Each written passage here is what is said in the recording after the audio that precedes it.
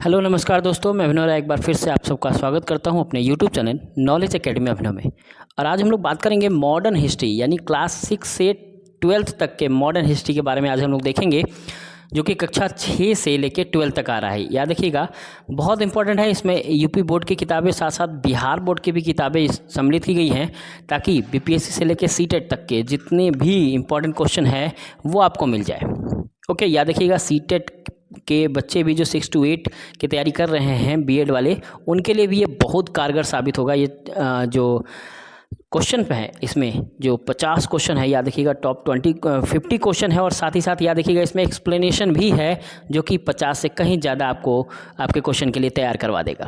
Okay, तो याद रखिएगा 6 से लेके 12 तक का एनसीईआरटी है। याद रखिएगा 6 से 12 तक का एनसीईआरटी है, जो कि हर एक एग्जाम के लिए बहुत ही कारगर है। तो इस वीडियो को स्किप किए बिना पूरा जरूर देखिएगा। ओके, आधुनिक भारत का इतिहास है, जहाँ से सबसे ज़्यादा क्वेश्चन बन रहा है आजकल। हर एक सेगमेंट और हर एक एग्जाम में सबसे ज़्यादा क्वेश्चन जो आ रहा है वो आधुनिक भारत के इतिहास से ही आ रहा है। ओके, तो चलिए स्टार्ट करते हैं, समय न गवाते स्टार्ट करते हैं। पसंद है तो लाइक जरूर करिए, शेयर कर दीजिए, कमेंट करके बता सकते हैं। इससे मोटिवेशन मिलता है, और आप सबको पता ही है कि शिक्षक के लिए मोटिवेशन कितना इम्पोर्टेंट है। ओके, तो चलिए स्टार्ट करते हैं। NCERT class 6 to 12th। सबसे पहला क्वेश्चन, आसान सा क्वेश्चन, ठीक। निम्नलिखित में से किसकी असफलता के बाद स्वराज पार्टी का निर्माण किया गया था? किसकी असफलता के बाद स्वराज पार्टी का निर्माण किया गया था? भारत छोड़ो आंदोलन, असहयोग आंदोलन, सविनय अवज्ञा आंदोलन या स्वदेशी आंदोलन?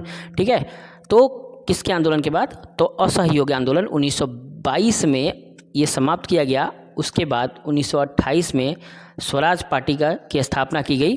ठीक है, स्वराज पार्टी की स्थापना जनवरी 1923 में किया गया था। चित्तरंजन दास और मोतीलाल नेहरू इस पार्टी के मुख्य नेता थे। चौरी चौरा घटना के बाद गांधी जी ने असहयोग आंदोलन वापस ले लिया था, और असहयोग आंदोलन की सफलता के कारण स्वराज पार्टी अस्तित्व में आई। ओके, नेक्स्ट, इनमें से किसने संवाद कौमुदी का प्रकाशन किया? बड़ा आसान सा क्वेश्चन है और बार बार आने वाला क्वेश्चन है, याद रखिएगा। सीटेट 6 to 8 में भी ये क्वेश्चन पूछा गया है। तो संवाद कौमुदी का प्रकाशन किसने किया? राजा राम मोहन राय ने, दयानंद सरस्वती, ईश्वरचंद विद्यासागर या गंगा किशोर भट्टाचार्य ने? तो राजा राम मोहन राय ने किया है। याद रखिएगा, राजा राम मोहन राय ने किया है। संवाद कौमुदी एक बंगाली साप्ताहिक पत्रिका थी, जिसे राजा राम मोहन राय ने शुरू किया था। इस पत्रिका की स्थापना 1819 में की गई थी। 1836 में इस पत्रिका का प्रकाशन बंद कर दिया गया। ओके, नेक्स्ट, बंगलोर का प्रसिद्ध लाल बाग उद्यान किस शासक के द्वारा कमीशन किया गया था? हैदर अली, टिप्पू सुल्तान, कृष्णराज वोदेयर तृतीय या कृष्णराज वोदेयर द्वितीय? ठीक है, तो किसके शासनकाल में किया गया था? तो वो था हैदर अली। डन। लाल बाग उद्यान को 1760 में हैदर अली ने कमीशन किया था, जबकि उनके पुत्र टिप्पू सुल्तान ने उसे पूरा किया था, यानी स्टार्ट किया था। ठीक है, 1946 में रॉयल भारतीय नौसेना के विद्रोह में पहले नेवल सेंट्रल स्ट्राइक का अध्यक्ष किसे चुना गया? एस.एन. खान को, जनरल शाहनवाज खान को, कर्नल प्रेम सहगन को या कर्नल खुरबख्श सिंह ढिल्लों? ओके, तो धड़ाधड़ हम लोग क्वेश्चन देख रहे हैं। टॉप 50 क्वेश्चन एक्सप्लेनेशन के साथ है, तो याद रखिएगा, इसको जरूर देखते रहिएगा। तो कौन है 1946 में रॉयल भारतीय नौसेना के विद्रोह से पहले नेवल सेंट्रल स्ट्राइक के अध्यक्ष? कौन है? एम.एस. खान। रॉयल भारतीय नौसेना विद्रोह 18 फरवरी 1946 को शुरू हुआ था। इस विद्रोह का मुख्य कारण नौसेना के सैनिकों के लिए भोजन और रहन सहन की उचित व्यवस्था का अभाव था, इसलिए यहाँ पे स्ट्राइक शुरू हो जाएगा। नेक्स्ट, भारत व दक्षिण एशिया का पहला महिला विश्वविद्यालय कौन सा है? भारत व दक्षिण एशिया का, याद रखिएगा, मदर टेरेसा महिला विश्वविद्यालय, SNDT विश्वविद्यालय, श्री पद्मावती महिला विश्वविद्यालय या वीमेंस क्रिश्चियन कॉलेज? ठीक है, कौन सा है? तो SNTD विश्वविद्यालय की स्थापना 1916 में की गई थी। यह भारत और दक्षिण एशिया का पहला महिला विश्वविद्यालय है, याद रखिएगा, NSTD विश्वविद्यालय। आंग सान सूची बर्मा म्यांमार की किस पार्टी का नेतृत्व करती हैं? National council of the union of Burma, national league for democracy, union solidarity and development association, communist party of Burma? ठीक, ये क्वेश्चन BPSC 2 में आया था, जो स्थगित हो गया लीक होने की वजह से। उसमें ये क्वेश्चन आया हुआ था। तो आंग सान सूची बर्मा म्यांमार के किस पार्टी के नेतृत्व करती हैं? तो वह है national league for democracy. National league for democracy, याद रखिएगा। नेशनल लीग फॉर डेमोक्रेसी की स्थापना 27 दिसंबर 1988 को हुआ। वर्तमान में आंग सान सूची इस पार्टी के अध्यक्ष हैं। आंग सान सूची म्यांमार के प्रसिद्ध राजनेता, लेखिका व नोबेल पुरस्कार विजेता हैं। ओके।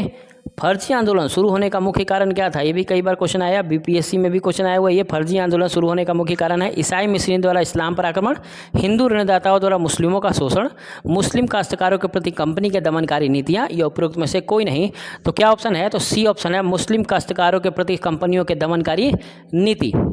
ओके, किसके खिलाफ, मुस्लिम काश्तकारों के प्रति कंपनी के दमनकारी नीति की वजह से यहाँ पे फर्जी आंदोलन शुरू किया गया था। फराजी आंदोलन की शुरुआत 1818 में हाजी शरीयतुल्लाह ने की थी। इस आंदोलन में ब्रिटिश सरकार द्वारा समानांतर सरकार स्थापित करने का प्रयास किया गया था। राजा वोदेयार ने किस राज्य की स्थापना की, मैसूर, बल्लौर, विजयनगर या बहमनी। ठीक, तो राजा वोदेयार के राज्य की स्थापना, मैसूर राज्य की स्थापना किया था। 1399 में यदुराया वेदयार ने की थी। यदुराया वेदयार ने विजयनगर साम्राज्य के अंतर्गत मैसूर पर 1423 ईस्वी तक शासन किया। ओके, नेक्स्ट है 7 से 9 जनवरी को प्रवासी भारतीय दिवस के रूप में मनाए जाने का कारण निम्नलिखित में से कौन सा है। आसान सा क्वेश्चन है, कई बार आया हुआ, कई अलग अलग एग्जामों में भी आया हुआ है। तो महात्मा गांधी का दक्षिण अफ्रीका से भारत में आगमन, PIO कार्ड का लॉन्च, भारतीय मूल के लोगों का पहला वैश्विक सम्मेलन, या उपरोक्त में से कोई नहीं। तो प्रवासी भारतीय दिवस क्यों मनाते हैं, महात्मा गांधी के दक्षिण अफ्रीका से भारत में आगमन के लिए मनाते हैं, जो 1915 में भारत आए थे।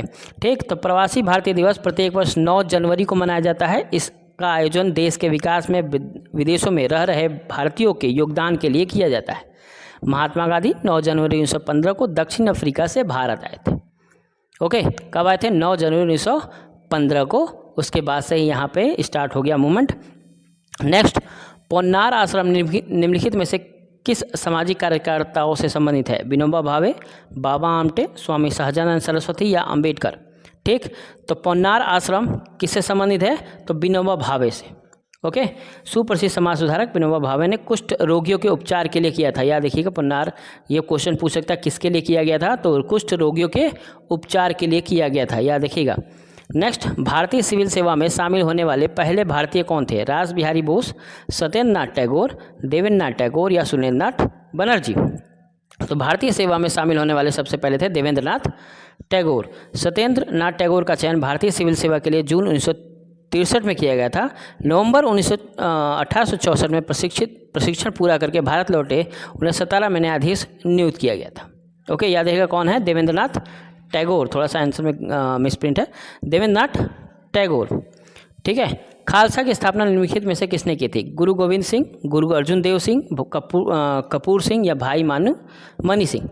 ठीक, तो खालसा पंथ की शुरुआत किसने की थी, गुरु गोविंद सिंह ने। खालसा की स्थापना 1699 में गुरु गोविंद सिंह ने की थी। खालसा की स्थापना को बैसाखी त्यौहार के रूप में मनाया जाता है। ओके, नेक्स्ट है, प्रशासन की प्रत्येक शाखा में भारतीयों का समावेशन और धीरे धीरे स्वशासी संस्थाओं का विकास या ब्रिटिश साम्राज्य के अभिन्न अंग भारत में जिम्मेदार सरकार के लिए महत्वपूर्ण है। उपरोक्त कथन को किस नाम से जाना जाता है, मॉन्टेग्यू घोषणा, अगस्त प्रस्ताव, महारानी विक्टोरिया की घोषणा या उपरोक्त में से कोई नहीं।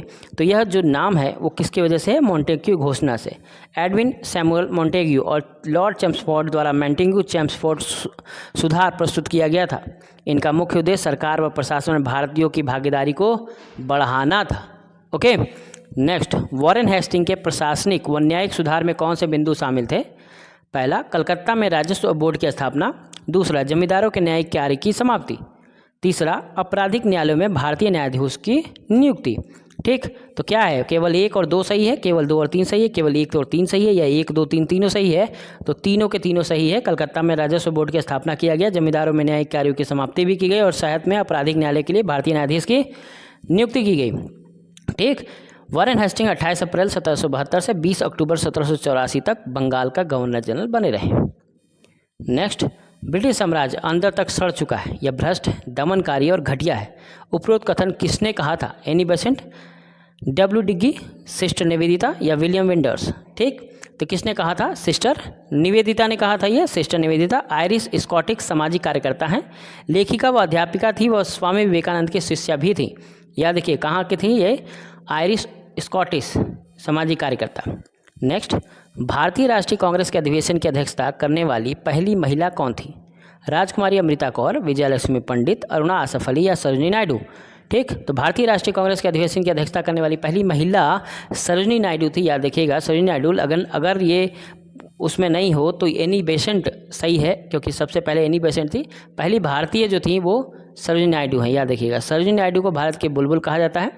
वह एनी बेसेंट के बाद कांग्रेस की दूसरी अध्यक्षता थी, जबकि अध्यक्ष बनने वाली वे पहली भारतीय महिला थी, याद रखिएगा। ओके, नेक्स्ट है निम्नलिखित घटनाओं का सही क्रम बताइए। ये भी क्वेश्चन बार बार आता है ऐसे क्वेश्चन। मैकडोनाल्ड आयोग, पहला औद्योगिक आयोग, पहला वित्त आयोग, कौन कब आया? ठीक, तो ऑप्शन 1 2 3, 2 3 1, 2 1 3 या 1 2 3, तो क्या सही है? 1 2 3 सब एक के बाद एक है। मैकडोनाल्ड आयोग का गठन 1901 में लॉर्ड कर्जन द्वारा किया गया था। पहला औद्योगिक आयोग 1916 में गठित किया गया था। इस आयोग ने 1918 में अपनी रिपोर्ट पेश की।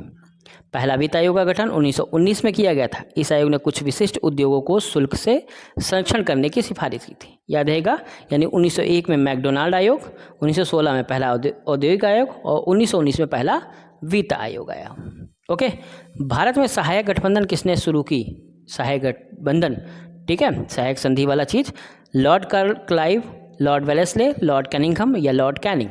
ठीक, तो लॉर्ड वेलेस्ले ने किया था ये काम। सहायक गठबंधन, ठीक, सब्सिडी अलायंस की शुरुआत लॉर्ड वेलेस ने की थी। 1798 से 1805 तक का गवर्नर जनरल थे ये। हैदराबाद का निज़ाम इसमें सबसे पहले शामिल हुआ। इसके मैसूर व अवध के नवाब भी इसमें शामिल हो गए। ओके, नेक्स्ट है 1916 में कांग्रेस के लखनऊ अधिवेशन की अध्यक्षता किसने की थी? रास बिहारी बोस, अंबिका चरण मजूमदार, भूपेंद्र नाथ बोस, उपरोक्त में से कोई नहीं। कांग्रेस के सेशन से क्वेश्चन जरूर आता है, याद रखिएगा। कांग्रेस के सेशन से क्वेश्चन हमेशा से रहा है किसी भी टीचिंग वैकेंसी के लिए, चाहे वो बीपीएससी हो, सीटेट हो, यूपी टेट हो, कहीं से भी। ओके, तो 1916 के कांग्रेस के लखनऊ अधिवेशन की अध्यक्षता रास बिहारी बोस ने की थी, अंबिका चरण मजूमदार ने, भूपेंद्र नाथ बोस ने, और उपरोक्त में से कोई नहीं। किसने किया था? तो अंबिका चरण मजूमदार ने किया था, याद रखिएगा। 1916 लखनऊ अधिवेशन की अध्यक्षता अंबिका चरण मजूमदार ने की थी। इस अधिवेशन में कांग्रेस को के धड़ों गर्म दल और नरम दल, याद रखिएगा, मॉडरेट और रेडिकल्स वाले एक मंच पर लाए गए थे। इसके साथ साथ कांग्रेस और मुस्लिम लीग के बीच ऐतिहासिक लखनऊ समझौता भी यही हुआ। Okay, next, governor general Lord Ellenborough के कार्यकाल में किस अधिनियम के द्वारा दास्ता को गैर कानूनी घोषित किया गया? अधिनियम 6, अधिनियम 5, अधिनियम 3 या अधिनियम 8 के तहत? तो किसके तहत किया गया? अधिनियम 5 के तहत। गवर्नर जनरल लॉर्ड एलनबरो ने कार्यकाल के दौरान 1843 में अधिनियम 5 को पारित किया गया। इस अधिनियम के द्वारा दास्ता को गैर कानूनी घोषित किया गया।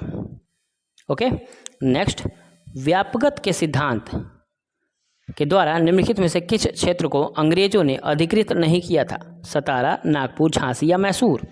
ठीक, व्यापकता सिद्धांत के तहत मैसूर को नहीं किया गया था। कंपनी ने सतारा पर 1848 में, जैतपुर और संबलपुर में 1849 में, नागपुर और झांसी को 1854 में, तंजौर और आरकट को 1855 में, अवध को 1856 में कब्जा लिया था।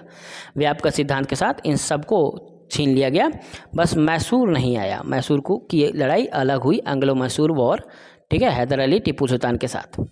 राजस्व बंदोबस्त की महालवाड़ी व्यवस्था की शुरुआत किस स्थान से हुई? बंगाल, बॉम्बे, मद्रास या उत्तर पश्चिमी प्रांत? तो उत्तर पश्चिमी प्रांत में बंदोबस्त महालवाड़ी व्यवस्था की शुरुआत थी। भू राजस्व के अस्थायी बंदोबस्त बंगाल, बिहार और उड़ीसा में लॉर्ड कॉर्नवालिस द्वारा शुरू किया गया था। रैयतवाड़ी की शुरुआत बॉम्बे और मद्रास ने की गई थी, जबकि महालवाड़ी की शुरुआत उत्तर पश्चिमी प्रांत पंजाब, दिल्ली, भारत तथा उत्तर प्रदेश में थी।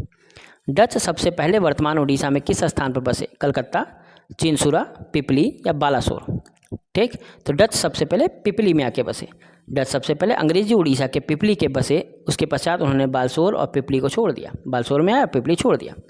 शिवाजी ने 8 मंत्रियों के परिषद का गठन किया था, उस परिषद का नाम क्या था? न्याय प्रधान, अष्टसेना, अष्टसिद्धि, अष्टप्रधान? ठीक है, बड़ा आसान सा क्वेश्चन है ये। ठीक है, अष्टप्रधान, शिवाजी महाराज ने प्रशासन के सुचारू रूप से चलाने के लिए 8 मंत्रियों की परिषद अष्टप्रधान का गठन किया। इस परिषद की स्थापना 1674 ईस्वी में किया गया था। प्लासी की लड़ाई का स्थान, प्लासी वर्तमान में किस राज्य में स्थित है? याद रखिएगा, जो लड़ाई का स्थान था प्लासी वर्तमान में किस जगह पे है?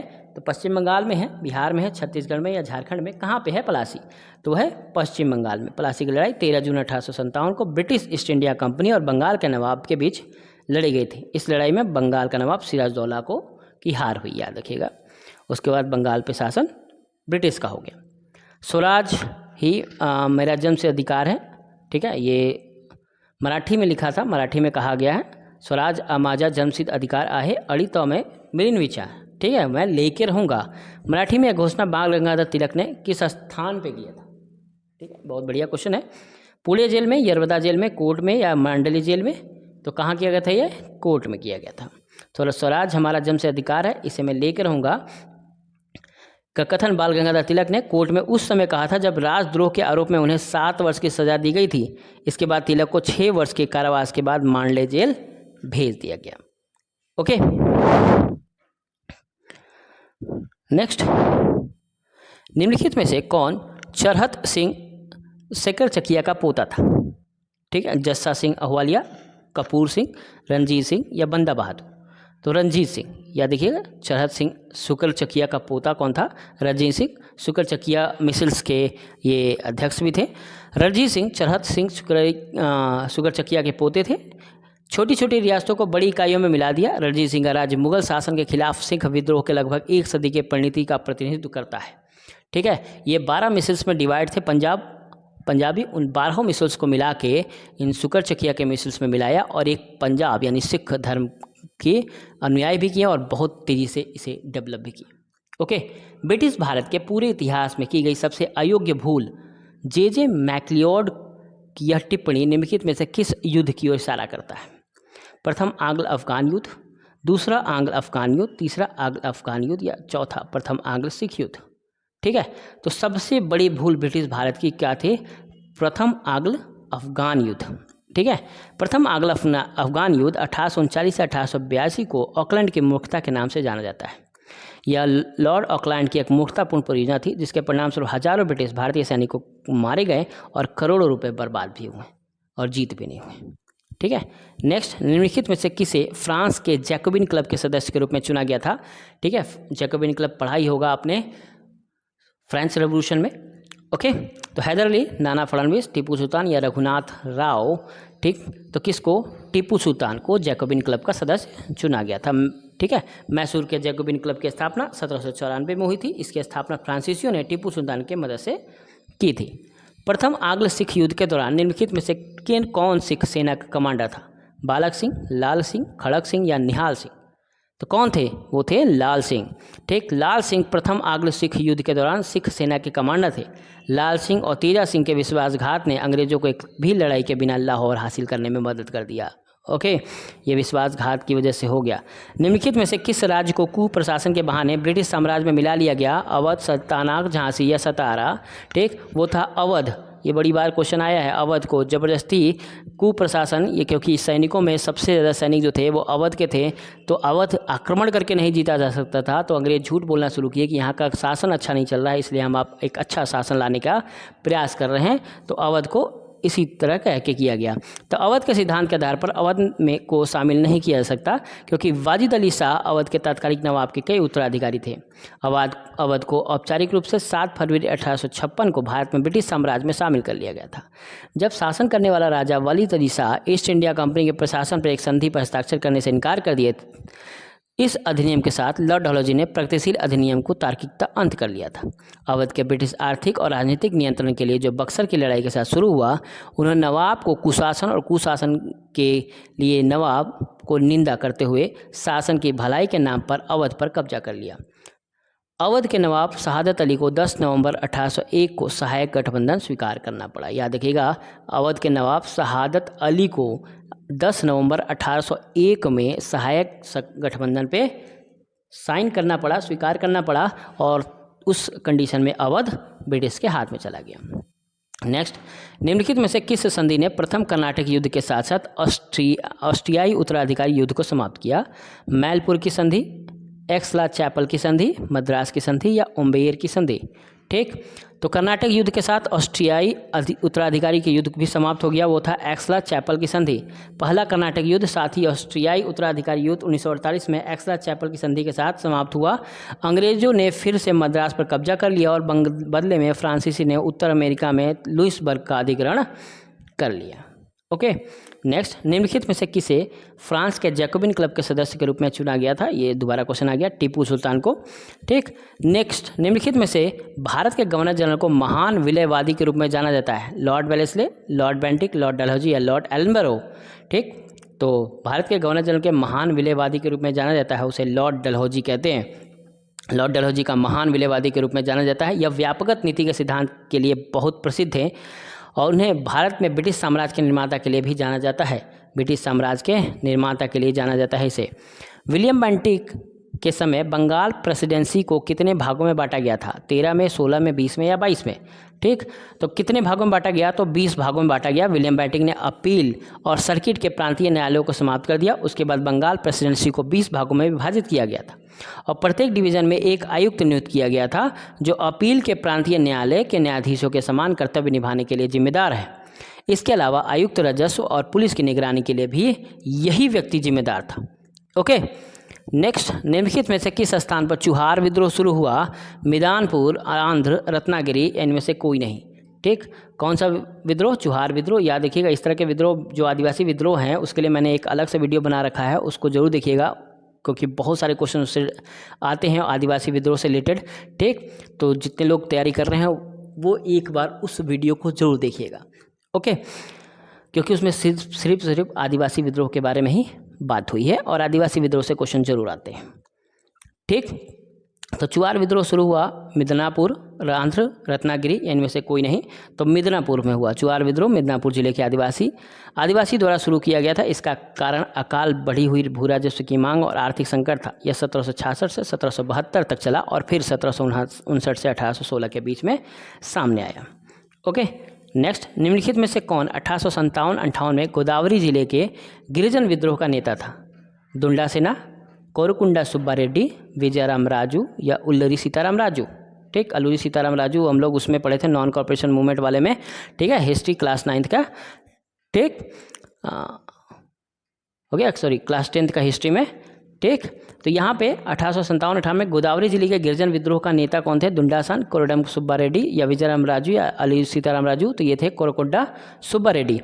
ठीक, 57-58 में गोदावरी जिले के गिरिजन विद्रोह का नेता थे, वो कुर्तुल्ला के मुखिया भी थे।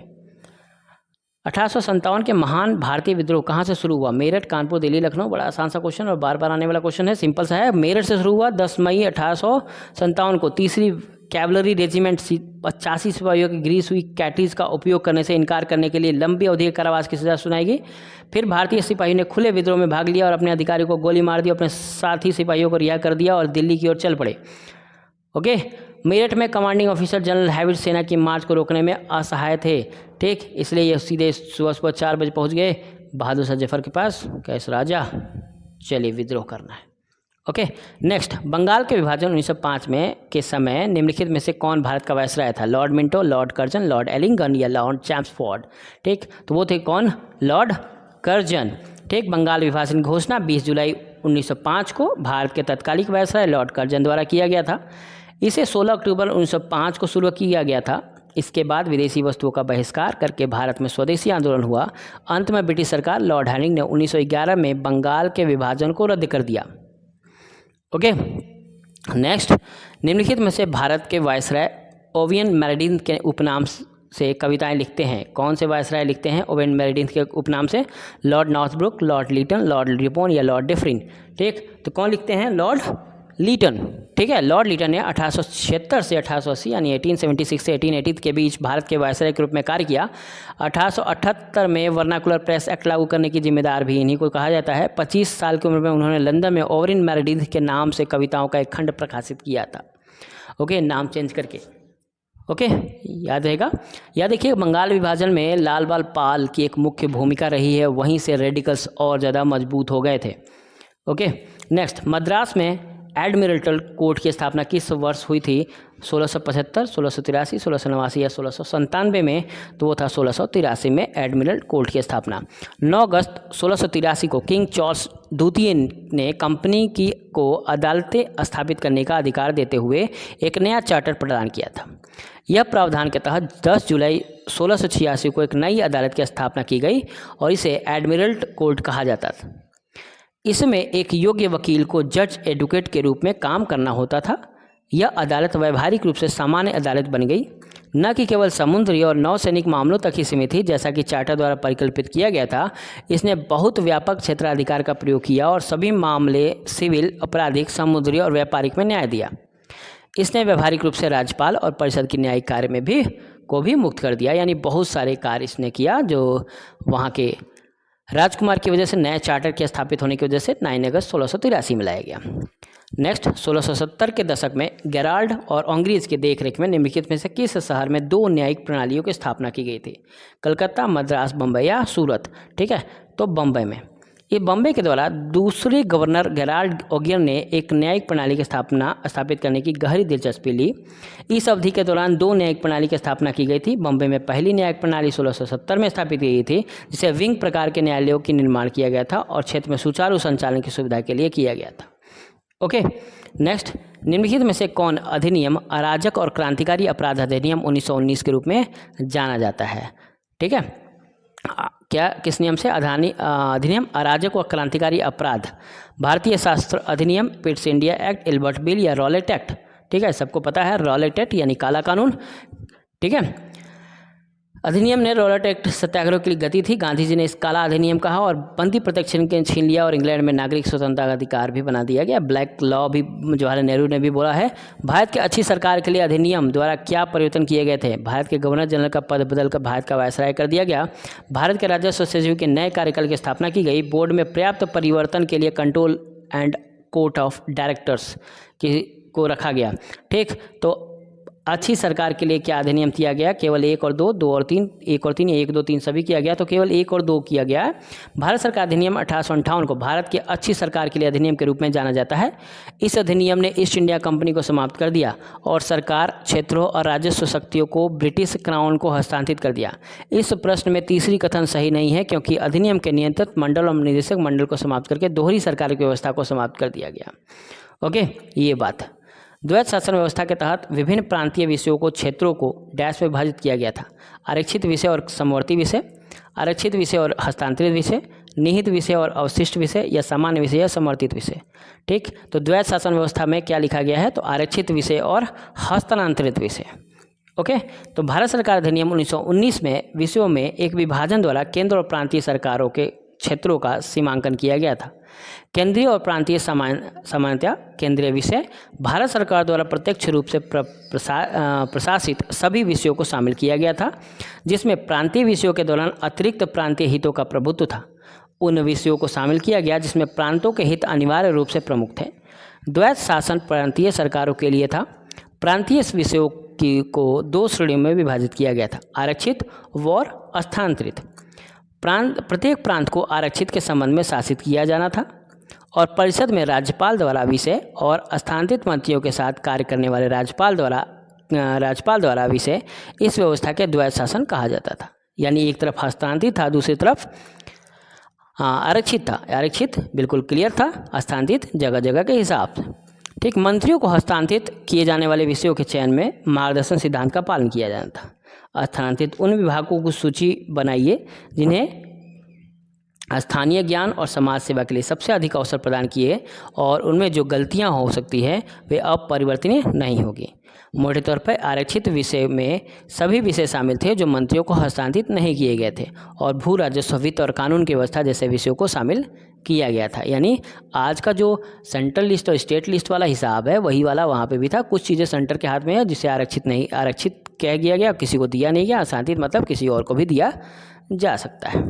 नेक्स्ट, भारत सरकार अधिनियम 1935 के माध्यम में से निम्नलिखित क्षेत्रीय समायोजन किया गया। बर्मा को भारत से अलग कर दिया गया, उड़ीसा को बिहार से अलग कर दिया गया, सिंध को बम्बई से अलग कर दिया गया, उत्तर पश्चिम प्रांत को राज्यपाल के प्रांत का दर्जा दिया गया। तो भारत सरकार अधिनियम 1935 के माध्यम से क्या किया गया? तो केवल 1 और 2 किया गया है, केवल 1, 2 और 3 किया गया, 1, 2, 3 और 4 किया गया या 1 और 4 किया गया, तो सभी के सभी कर दिए गए। इस अधिनियम के माध्यम से बर्मा को भारत से अलग कर दिया गया था। 2 नए गवर्नर प्रांत बनाए गए थे, एक हिंदू बहुल उड़ीसा प्रांत बिहार से अलग और एक मुस्लिम बहुल सिद्ध प्रांत मुंबई से अलग। मुस्लिम बहुल उत्तर पश्चिम सीमांत प्रांत को राज्यपाल का प्रांत का दर्जा भी दे दिया गया। ओके, नेक्स्ट, किस अधिनियम ने केंद्रीय विधायिका को द्विसदनीय अर्थात राज्य के परिषद का विधानसभा बना दिया गया? भारतीय परिषद अधिनियम 1861, भारतीय सरकार अधिनियम 1909, भारतीय सरकार अधिनियम 1919, भारत सरकार अधिनियम 1935। तो किस अधिनियम ने केंद्रीय विधायिका को द्विसदनीय अर्थात राज्य परिषद और विधानसभा में बना दिया गया? तो वो था भारत सरकार अधिनियम 1919। भारत सरकार अधिनियम 1919 को एक अलग प्रस्ताव था। प्रस्ताव के मुख्य बिंदु इस प्रकार थी: भारत ब्रिटिश साम्राज्य का एक अभिन्न अंग बना रहेगा। केंद्रीय विधायिका को द्विसदनीय बनाया गया था। इसने प्रांतीय स्तर पर द्वैध शासन की शुरुआत की। ढीलेपन के साथ अधिकार का क्रमिक विकेंद्रीकरण केंद्र सरकार का सर्वोच्च अधिकार है।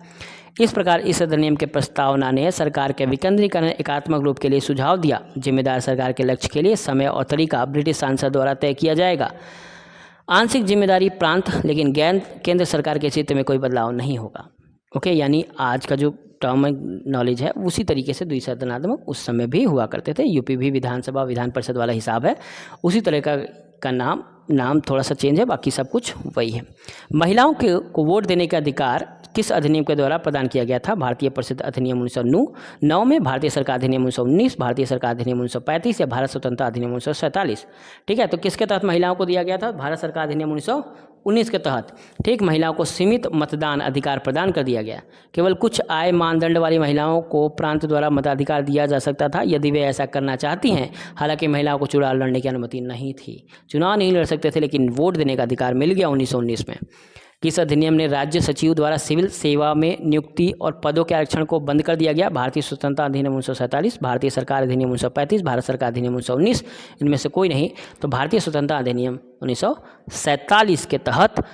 ठीक है, तो भारतीय स्वतंत्रता अधिनियम 1947 में राज्य सचिव द्वारा सिविल सेवाओं को बंद करने और पदों को आरक्षण का प्रावधान था। हालांकि 15 अगस्त 1947 से पहले नियुक्त सिविल सेवाओं के सदस्यों को उन सभी लाभों का आनंद लेना था जिसके वे उस समय के हकदार थे। ओके, और लास्ट क्वेश्चन है 1935 में भारत सरकार अधिनियम के अनुसार अवशिष्ट शक्तियां निम्नलिखित में से किसे दी गई? विधानसभा को, भारत के राज्य सचिव को, भारत के वायसराय को या भारत के बादशाह को? ठीक है, तो अवशिष्ट शक्तियां 1935 में किसको दिया गया? तो भारत के वायसराय को। 1935 में भारत सरकार अधिनियम ने केंद्र और प्रांतों के बीच शक्ति का विभाजन किया। संघीय सूची केंद्रों के लिए, प्रांतीय सूची प्रांतों के लिए और अवशिष्ट शक्तियां वायसराय को दे दी गई। ठीक है, आज का भी वही चीज़ है। ठीक, यानी सेंट्रल लिस्ट, स्टेट लिस्ट और कंकरेंट लिस्ट, ये सब अवशिष्ट शक्तियां हैं जो सेंटर को ही है एट लास्ट, यानी प्रांत बना सकते हैं, लेकिन अगर सेंटर बनाएगा तो प्रांत की चीज़ें अपने आप समाप्त हो जाएंगी। ओके, ये था टॉप 50 क्वेश्चन। ठीक, धड़ाधड़ वाला क्वेश्चन है, बिल्कुल हम लोग रिवाइज किए बिल्कुल बिना बकवास के साथ। ठीक, तो आराम से देखिए, 1 से 2 बार देखिए ताकि चीज़ें याद हो। NCERT लगभग कोशिश किया गया कि पूरा इसमें लाया जाए, पूरा निचोड़ लाया जाए इंडिया के पॉइंट ऑफ व्यू से। ठीक है, पूरा का पूरा कोशिश किया गया। थोड़ा सा हम लोग फॉरेन वाले जितने भी चीज़ें थे उसको नेगलेक्ट किए हैं, उसको डालने का प्रयास कम किए हैं। ठीक, इंडिया के कॉन्सेप्ट से ज़्यादा किए हैं, क्योंकि इसी के कॉन्सेप्ट से ज़्यादा क्वेश्चन आता भी है। ओके, तो आज के लिए इतना ही, धन्यवाद, और लाइक और शेयर जरूर करिए।